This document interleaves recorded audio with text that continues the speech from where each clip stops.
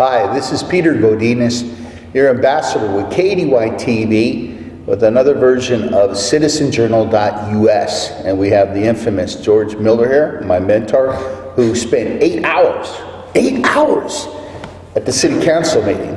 And so he asked some very, I think, critical, important things that our audience, who obviously may not have gotten a chance to see. So hit us with your best shot. Good morning. I'm hardly awake. It was an 8-hour session, and I'm so glad that KADY does not have a high-resolution camera, so I don't have to shave in the morning for these shows. Oh my gosh, it's just like close up. Right, close up. No close up, please. Forgive me, but it is high resolution and it will show up. All right, so It did last time. maybe we can get a razor company to endorse No, this. this is reality TV. Reality, I love it. Okay. Well, anyhow, the city council passed a $359 million budget last night. Wow. The biggest spending of the year with one of the smallest audiences we've had. Wow. Now, why was it a small Why audience? is it? Well, we've been having city council debates on budget going back for months. Now, like 6 months ago, they started doing an audit, and they found all kinds of horrors. They found out the city's a lot poorer than the book said it was. Interesting. Had all kinds of negative balances and different things, and money that we thought we had that we didn't have, Wow. and liabilities that we have that were never on the books. And in fact, we had about a $12.8 million projected deficit for the coming fiscal year, which was, at least in theory, remedied by this new budget. Right. So what about this new budget? What changed? Well, first of all, they made some serious cuts. Some departments were cut up to 20%. Wow. Which ones were they? Recreation took absolutely the worst hit of any of them.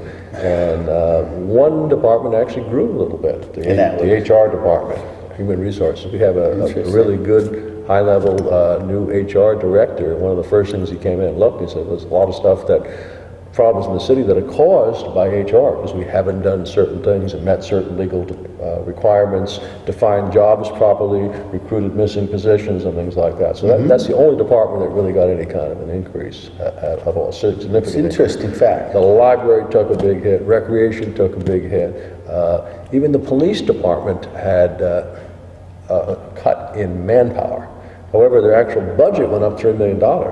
Well, how can you have a cut in manpower and went up $3 million? Well, mostly pensions, compensation, and issues like that. So when you talk about cutbacks, what percentage? Is it safe to say a percentage, or you really can't measure what you're saying? Really Well, the overall percentage cut out of the general fund was almost about less than 10% to do that. All right, so we're still not double digits, so to speak, but... No, not really. Okay. You know, the actual general fund is higher than you think. The general fund on paper is $115 million, but they don't count the money from Measure O, which is the 0.5% sales tax increase, which is over $10 million, and they don't count a special tax that shows up on your tax bill to fund police and fire pensions, which is, quote, the Carmen override tax. The Carmen override tax. Nothing to do with Carmen Ramirez. Just make sure it's straight. C-A-R-M-A-N, which she made very clear last night. That she had nothing to do with that, nothing. I don't want to get any phone calls there. But that was a little-known vote back in 1951 to fund those. And turns out that the city has been over-interpreting it, taking way more money out than they're allowed to take out legally. They discovered that, and in addition to that, it's a depletion of the fund. We had less money, so they cut down the tax assessment last night significantly. The exact numbers will be in my article coming out tonight on the budget. I could talk all day about the budget. We don't have all that much time. And instead of asking questions, I hope we encourage our audience to, you know, look. You'll share a lot of detail, I'm sure, in this. Oh, in the article. There's only so much time, attention span that people have for these videos. Including mine. I know that. I've noticed the short videos tend to get watched more than the longer videos, so we've got to make them a little short. Let's net it out here. How do you take an 8-hour meeting and compress it into 15 minutes? So I'm doing my best. a lot of compression. Right. Now, here's the thing. There was one really interesting, dramatic thing that happened last night.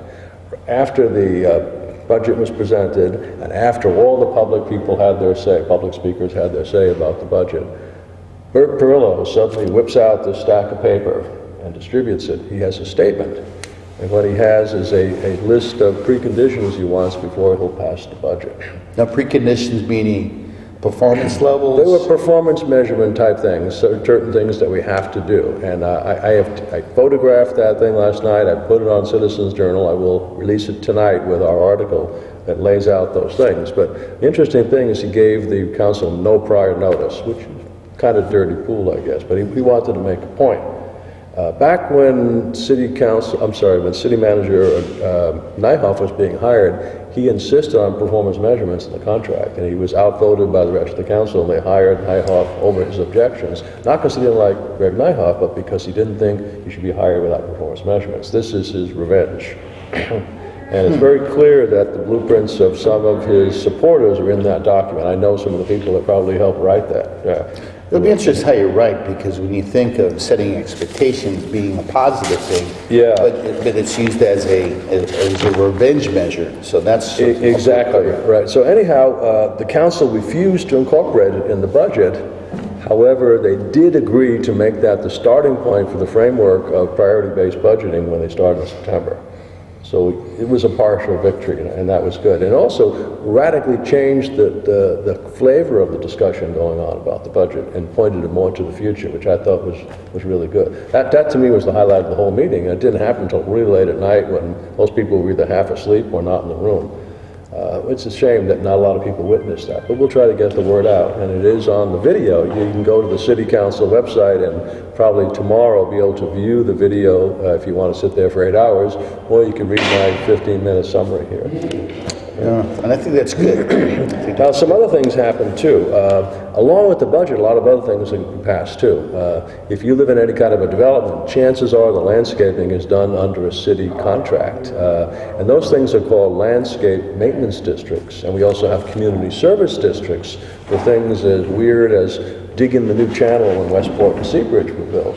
So last night they passed taxes for those things, and they also passed dozens of these landscape maintenance districts too. And during the discussion we found out there's all kinds of anomalies with those districts. The way they're set up doesn't make any sense. Some people are paying for work done in areas where they don't even live. The calculations of the money are not all that accurate either, and they realize they have to make significant improvements in the maintenance districts in order to be fair about how things are done, and also to improve the quality of the work performed. Not everyone's happy with the work.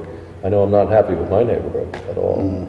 Sometimes the grass is dying, sometimes it's overflowing, sometimes the things aren't trimmed, and all that has to be paid. There's also some talk about certain districts seceding from the city and doing their own work. And it was determined that can in fact be done, although most people don't want to do that. Running all that, running a homeowners association that does that's a lot of work. It is. The city does perform a lot, and I say for the most part people get what they're paying for, but not as much as it should be, right? Tim Flynn and a couple others said that was the best budget ever. I haven't seen every budget ever passed, but they feel it was better, and mainly because they dug in and got more accurate numbers than ever before. But there's some things about the budget we're really nervous about. For example, there is a $4 million item on cost savings, and it's, quote, employee concessions. Well, guess what? Those concessions were news to the unions. They didn't know about that, nor had they agreed to any concessions. So the city's kind of betting on the come by showing that nearly a third of the reduction is going to come from unknown and unagreed and unnegotiated employee concessions. So real quickly define concessions like... Well, what they're talking about is the employees probably taking less overtime, maybe paying part of their pension, possibly even salary cuts. We don't know because it hasn't been negotiated. But the city has presupposed that that budget is based on the unions giving back $4 million, and that hasn't actually happened. And the other question is, how are we going to accomplish the fire department overtime reduction? I think it was $1.6 million or something like that. That overtime right now is being used to fill in holes in coverage for the fire department. And if that's removed, will they be able to provide the same level of response? If the level of response is only 35% now, what is it going to be later? Now, of course, that's not to say that the fire department couldn't make some efficiency improvements, such as recommended by Larry Stein, former mayoral candidate and accountant, who said, well, why don't we have a different class of response for medical? Maybe have ambulances or something like that, manned by 2 people. Well, there's a lot of controversy about that. The fire department really doesn't like that idea at all, because it means that service would be compromised somewhat. So that has to be hashed out. Greg Nyhoff said that virtually any department can make reductions without significantly impacting service if it's done right. And the question is how. Interesting. And some departments have done that. And in fact, police and fire departments have done that. The fire department made all kinds of fine-tuning changes in the last couple of years. I think I mentioned in a previous session, for example, they were able to shave off 20 to 30 seconds of the 5-minute response time just by installing new printers, laser printers. Because there was a lag in the old-fashioned printers warming up and getting the stuff. That was actually impacting service significantly. When you have 5 minutes to respond, every second counts. Absolutely, and sounds like they're making progress and using they are making the best of technology. Yeah. Now, another part of the budget they didn't talk about last night, but was discussed extensively a few weeks ago, is the utilities budget, which in fact is the largest portion of the budget. It's like almost $150 million. Those are things like the wastewater, the water, the sewers, and all that kind of stuff. And our system is in dreadful condition, not because of bad work by the city, but because they've been starved for resources. There's an enormous amount of deferred maintenance in wastewater, and there's an enormous amount of new construction required in water to increase supply, recycled water, and stuff like that. And there's also the streets. So combined, those are about $600 million in capital investment that will be needed over the next 10 years. And we don't have the money right now. Interesting. And one of the problems is this city structurally has less money coming in because we have the second lowest income level per family in the county. Yet we still need the same roads, we still have to dispose the same water and all that kind of stuff. So until we can think of some way to get more revenue in, and Tim Flynn and others are dead set against tax increases, we have to figure out how to bring in more business and how to legitimately have revenue from folks to take advantage of what we have already. That's the challenge. You know, a city like Santa Barbara has roughly the same budget as Oxnard, but half the population. So what does that tell you about the level of service? There's a lot to be said about that, but we won't go into that. We won't go into that, right? So that's kind of a recap of what happened last night regarding the budget. Some of you might have heard, by the way, that the famous composer James Horner was killed in Ventura County in a plane crash recently, way up off Route 33. He was a 2-time Academy Award winner, flew his own plane. He was an accomplished pilot, so no one knows what happened yet. And very sad to hear that. It's amazing of well-known people who pass on because of airplane type of stuff. So yeah, very sad. Well, I got to admit, I didn't sit in the whole meeting last night. I left at midnight, and they were arguing about what newspaper to use for posting the legal notices. Believe it or not, we're using La Vida right now, which is a Spanish language newspaper. Yeah. Which is good that they get a chance, but the question is who actually reads La Vida, who would be recipient of these contracts. So there was a lot of debate about that. I think in the past they split it at one time between 2 papers. They're allowed to do that, as they say, legally. Yeah. Our publication is not eligible because we're not a hard copy paper, but someday that might change and maybe we'll bid on that too. Right? Who knows, it might be next week. Really? Yeah. So, Special Olympics, if you take a look at our events section, there's some interesting stuff coming up this weekend. I'll just read a couple of them before we sign up. There's an ongoing art show at the Maritime Museum, Nautica Art Show. There's a session on climate change impact on June 24th. The Conservative Action Alliance is meeting on Thursday. There's a free day at the Goldwings coming up. What else? The American Cruise in Camarillo, it's a car cruise on June 26th in the morning, right? And Coffee with the Mayor in Ventura on this Saturday at the organic farmers market. It's going to be at 10 a.m. Go see your mayor. And that's going to be with Tim Flynn? No, again, this is in Ventura. Oh, okay. Yeah. All right. I forgot her last name.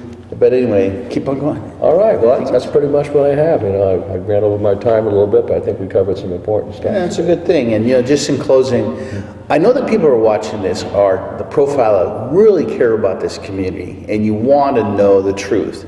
And I think what we have in George is somebody who really does pursue the truth, and even gives you a chance that if you disagree with what he writes about, write it up. Right? Yeah, by the way, the reason we call it Citizens Journal is we did want to get a higher participation in citizens. We just celebrated our 2nd anniversary this week. Last Sunday was the 2nd anniversary of when we worked in a basement to print out our first hard copy newspaper and began publication. And we have about 30 writers right now. Virtually all of them are volunteers. Most of them have some cause they want. Some are news writers, some are opinion writers, some are lifestyle writers and things like that. So we always encourage input. If you see something you disagree with in Citizens Journal, well, send us an alternative view. We'll be happy to print it if it's legal and it's not obscene and stuff like that. Well, that's a pretty good segue to say, hey, thank you for joining us. This is Peter Godinez, KEYTV.net, and until next time.